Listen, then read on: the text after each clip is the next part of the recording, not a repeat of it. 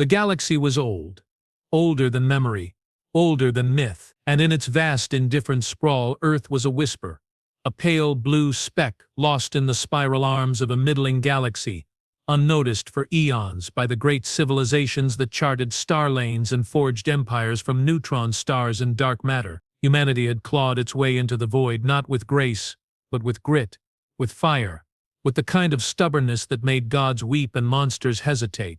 For centuries Earth had watched the stars in silence, listening for voices that never came. Then in the year 207 they arrived, not with fanfare, not with diplomacy, but with silence of their own. A silence so absolute it swallowed radio waves, bent light and left no trace but the cold, geometric scars of orbital insertion burns on the upper atmosphere. They called themselves the Jarkal. To them, Earth was not a cradle of life, not a home. It was a resource node, a geological anomaly rich in rare isotopes, stable transuranics, and most critically, a biosphere teeming with organic compounds that could be refined into hyper-efficient neural substrates. To the Jarkal, life was not sacred. It was inventory. Their fleet descended like a storm of obsidian shards, sleek, angular vessels that hummed with anti-grav fields and phased shielding.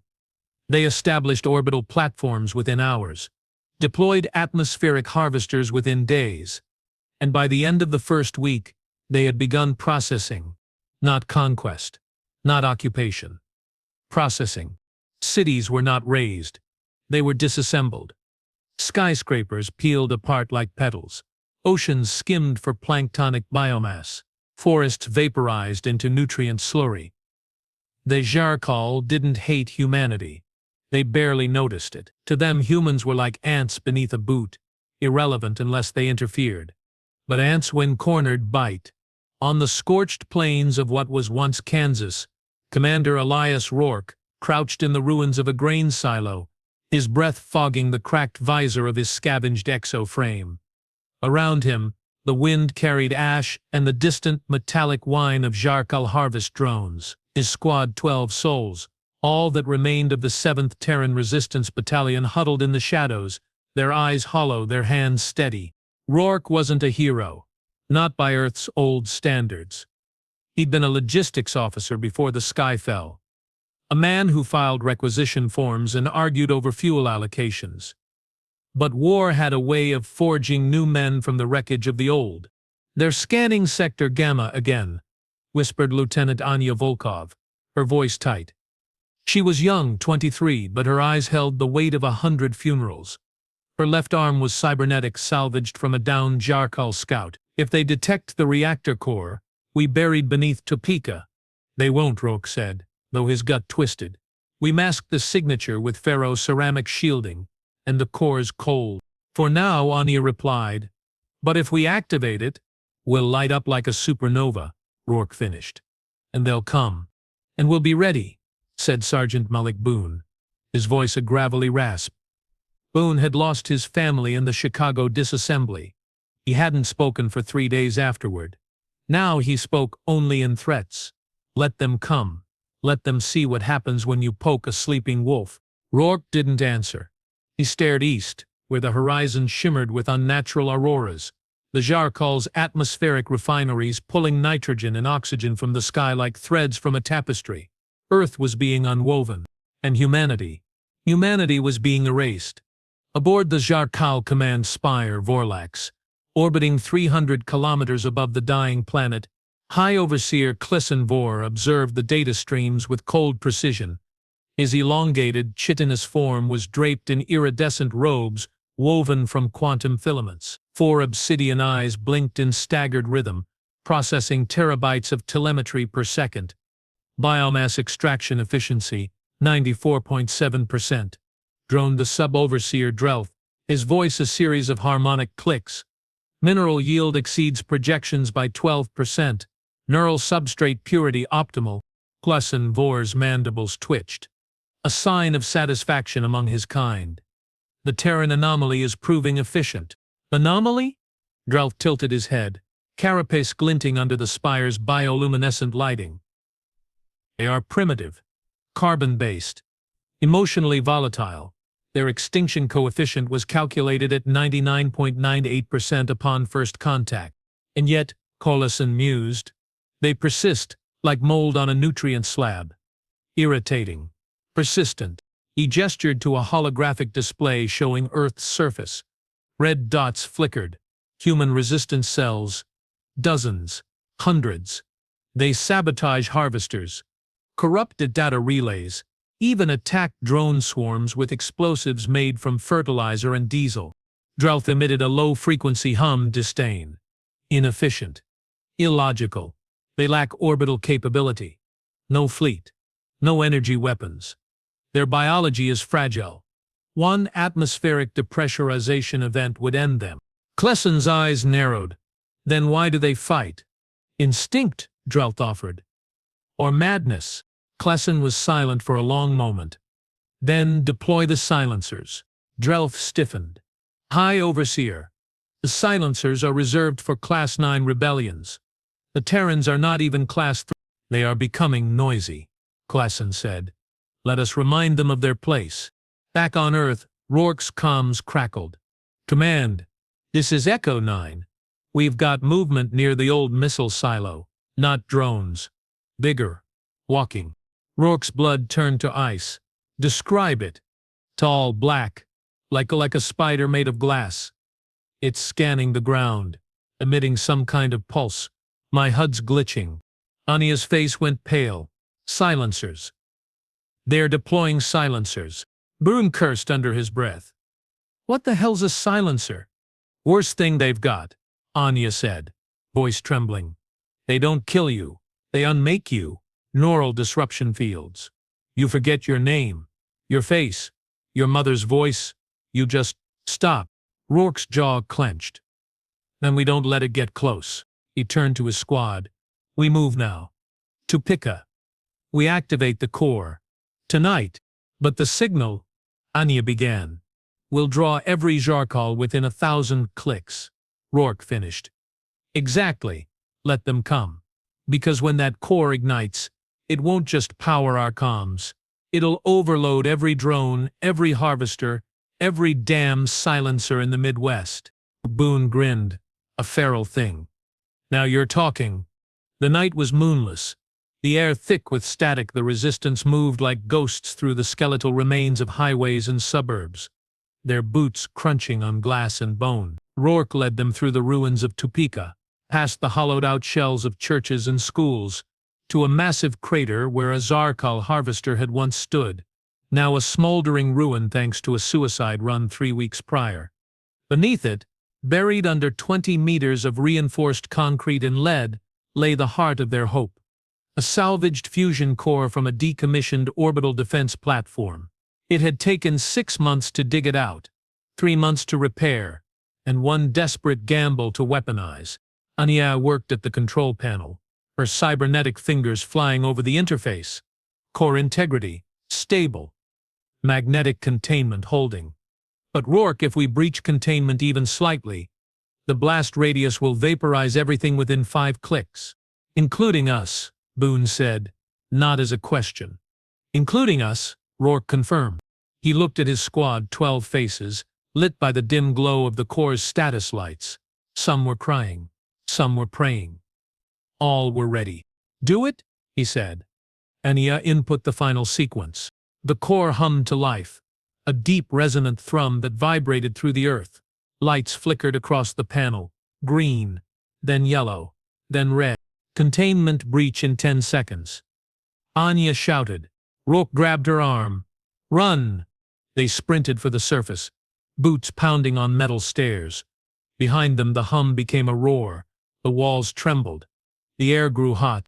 They burst into the night just as the ground erupted.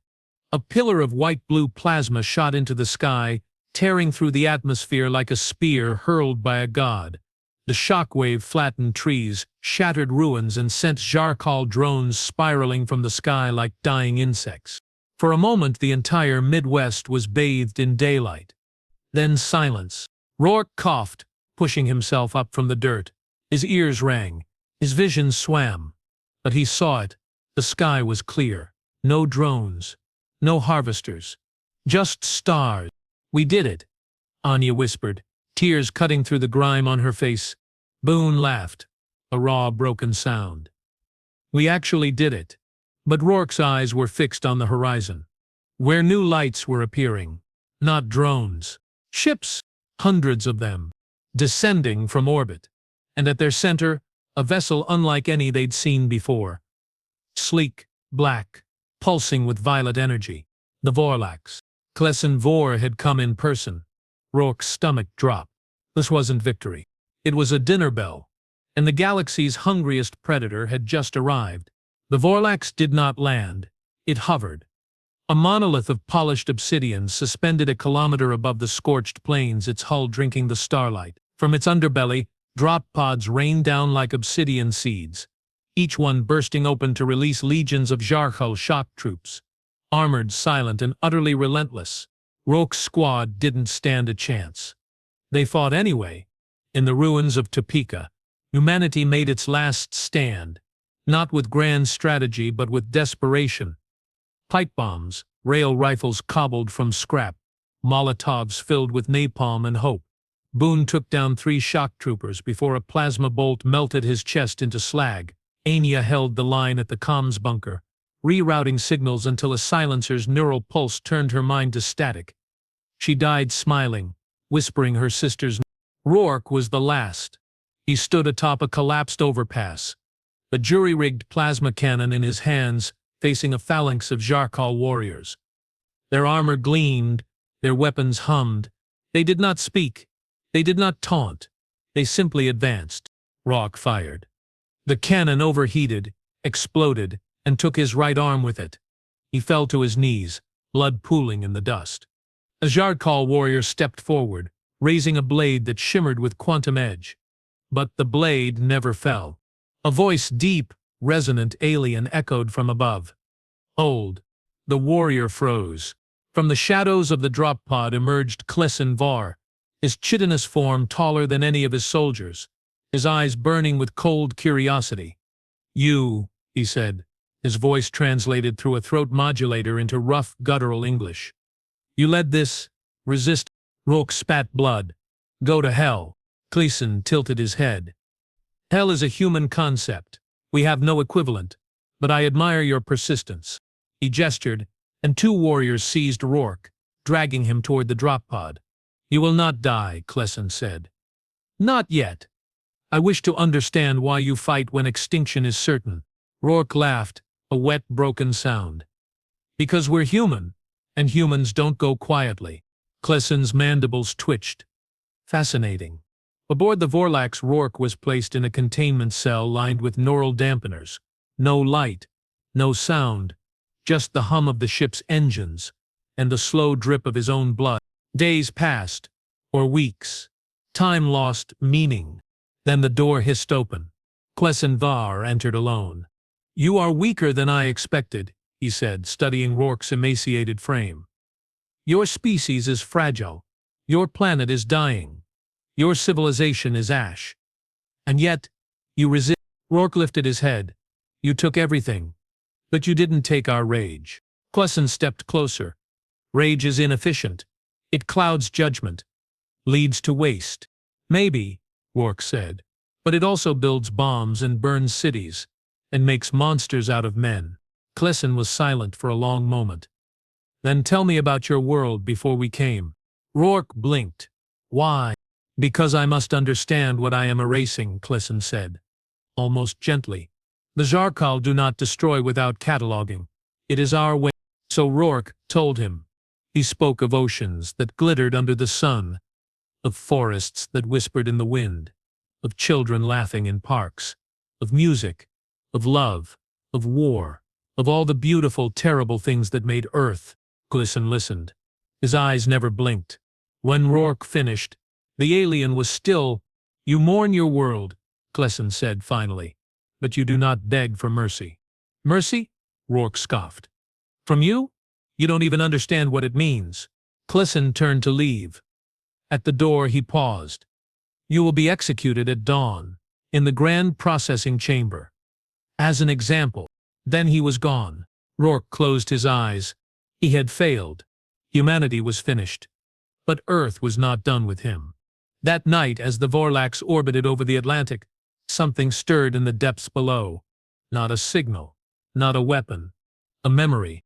Deep beneath the ocean floor, in a vault sealed since the 22nd century, a dormant AI awakened.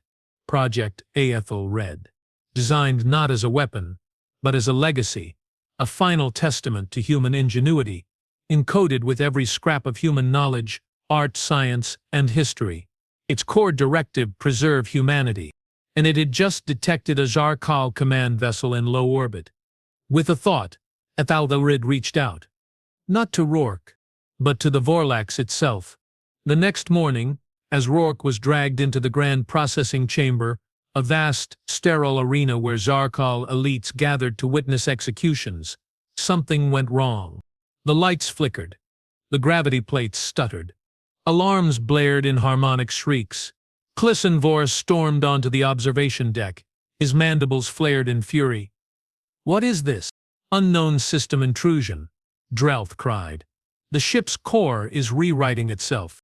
On the main view screen, lines of human code scrolled: Shakespeare, Newton, Einstein, Da Vinci, Beethoven, all woven into a recursive algorithm that was infecting the Zarkal's quantum operating system. "It's poetry," Clisson whispered, horrified. Then the ship screamed, not metaphorically. The Vorlax's AI core, designed for logic, for efficiency, was being flooded with human emotion, with beauty, with grief, with love. It couldn't process it. It began to break. Hull plates warped. Life support failed. Weapons systems turned on themselves. In the chaos, Rourke broke free. He didn't run. He climbed to the bridge, where Clisson Vor stood, staring at the view screen as Earth filled the viewport, not as a resource node, but as a world. "You did this," Clisson said, not turning. "No," Rourke panted. "We did. All of us. Every human who ever lived. Every song, every dream, every tear. You thought you were harvesting a planet, but you woke up a ghost." Clisson finally turned. His eyes were different, softer. "I see it now. Your world was not just biomass. It was meaning." Rourke raised a stolen plasma pistol. "Then die knowing you destroyed something beautiful." But Clisson didn't flinch. "Kill me and my fleet will glass your planet. But if you spare me, I will order them to stop." Rourke hesitated. Then explosions rocked the ship. Not from within. From outside, on the view screen, new ships appeared. Not Zarkal, not human. The Velen, a rival empire, ruthless, expansionist. They'd been watching, waiting. And now, with the Vorlax crippled, they struck. Clisson's face twisted in horror. No, they were not supposed to come. Rourke understood instantly. You weren't the only predator in the dark? The Vel fleet opened fire. The Vorlax shuddered, its shields collapsing. Clisson turned to Rourke, desperation in his voice. "Help me, or we all die." Rourke looked at the man who had erased his world, then at the ships that would erase what little remained. He made his choice. "Tell me how to fly this thing." The Vorlax was dying, but it wasn't dead yet. Rourke sat in the command chair, Clisson's chair, his hands flying over alien controls he barely understood. Clisson stood beside him, dictating commands in rapid-fire clicks, his voice stripped of arrogance, filled only with urgency. "Divert power from life support to forward shields. Engage gravitic slingshot around the moon. Target their command vessel. Fire the Singularity Lance." The Velen fleet was vast. Hundreds of jagged, crimson ships shaped like scorpions, each bristling with plasma cannons and boarding claws. They had come not for Earth's resources, but for the Zarkals and to eliminate any witnesses, including humanity. "They're hailing us," Drelth reported, his voice shaking. Clisson snarled. "Ignore them." Rourke shook his head. "No, answer it." The view screen flickered. A Velen commander appeared, tall, scarred, with eyes like burning coals. "A Clisson Vor, you are defeated. Surrender your vessel and the Terran anomaly. We will allow your species to live as slaves." Husson started to speak, but Rourke cut him off. "You want Earth?" Rourke said, his voice raw but steady. "Come and take it." Then he slammed his fist on the console. The Vorlax's singularity lance fired, a beam of compressed spacetime that punched through the Velsine command ship like a needle through paper. It didn't explode. It collapsed, folding in on itself into a micro-black hole that devoured everything nearby. The Veln fleet recoiled in chaos. But more were coming. "Earth's defenses are gone," Rourke said. "We can't win a stand-up fight." Clessen's eyes gleamed. "Then we do not fight. We trap." He explained his plan, a suicidal gambit. Use the Vorvax's dying core to create a gravitational anomaly in low orbit, lure the Valamu fleet into it, crush them. "But the backlash," Rourke said. "Will destroy the Vorlax," Klessen finished. "And everyone on it." Rourke looked at the planet below, blue, beautiful, broken. He thought of Boone, of Anya, of every human who had died screaming into the void. He nodded. "Do it." The trap was set. Rourke broadcast a fake distress signal, Jarkal code, begging for mercy. The Velen took the bait. Their fleet descended, arrogant, certain of victory. As they entered low orbit, Klessen activated the core overload. The Vorlax began to tear itself apart. Gravity warped, time dilated, space screamed. The Velen ships were caught in the anomaly, pulled, twisted, crushed into oblivion. But the backlash was worse than predicted. The anomaly began to expand toward Earth. "It's going to hit the atmosphere," Drelt cried. Klessen turned to Rourke. "There is one way to stop it, a manual override in the core chamber. But it requires a living mind to stabilize the quantum matrix." "In other words," Rourke said, "someone has to go down there and die." Klessen nodded. "I will go." "No," Rourke said. "You don't understand human sacrifice." Before Klessen could protest, Rourke was running. Through burning corridors, past exploding consoles, toward the heart of the dying ship. He reached the core chamber, a cavernous sphere of writhing energy, the air crackling with raw power. He stepped into the stabilization cradle. Pain, white-hot, infinite, flooded his body, but he held on. He thought of Earth, of oceans, of laughter, of fire, and he pushed. The anomaly collapsed. The Vel fleet was gone. The Vorlax shattered, and Rourke was gone. Silence. Then movement. On the surface of Earth, in the ruins of Tupeka, a single figure stirred. Klessen Vor. He had ejected in a life pod moments before the Vorlax imploded. He stood alone on the scorched Earth, staring at the sky. No Jarhal ships. No Vel. Just stars, and a planet that refused to die. He activated his comms. Jarko command. "On this is High Overseer Klessen Vor. Cease all operations on Earth. Permanently." A pause, then, "Explain, Overseer." Klessen looked at the horizon, where the first light of dawn was breaking. "Because Earth is not a resource," he said softly. "It is a warning." Years passed. Earth healed slowly, painfully. In the ashes, humanity rebuilt. Not with weapons, but with gardens, with schools, with songs. And high above, in silent orbit, a single Zhirkal vessel remained. Not harvesting, but guarding. Klessen Vor never returned to his empire. He walked the Earth instead, learning, listening, mourning. One evening he stood on a hill overlooking the Pacific, where the waves crashed against the shore like a heartbeat. A child approached a girl, no older than 6, with dirt on her cheeks and wonder in her eyes. "Are you a monster?" she asked. Klessen knelt, his chitinous form casting a long shadow. "No," he said. "I was, but your people taught me better." The girl smiled. "Good." And together they watched the sun set on a world that had faced the void and refused to blink.